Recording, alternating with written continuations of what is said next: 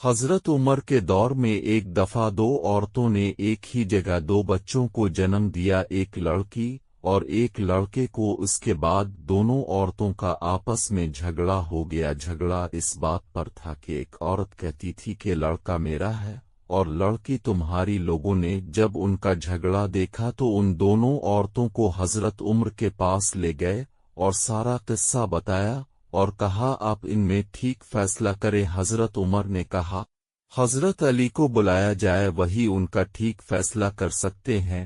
جب حضرت علی آئے تو لوگوں نے سارا قصہ مولا علی کو بتایا تو مولا علی نے فرمایا ان دونوں عورتوں کو ایک ایک چھوٹا برتن دو اور انہیں کہو پردے میں جا کر ان برتن میں اپنا اپنا دودھ لے کر الفا۔ جب ان عورتوں نے دودھ لا کر دیا تو مولا علی نے فرمایا کہ ایک میزان لایا جائے۔ جب میزان لایا گیا تو مولا علی نے اس میزان پر دونوں عورتوں کا دودھ رکھ کر تولا تو ایک کا وزن کم تھا اور دوسرے کا زیادہ۔ مولا علی نے فرمایا کہ جس کے دودھ کا وزن زیادہ ہے لڑکا اس کا ہے اور جس کے دودھ کا وزن کم ہے لڑکی اس کی ہے۔ لوگوں نے کہا کہ علی اپنے یہ فیصلہ کیسے کیا ہے؟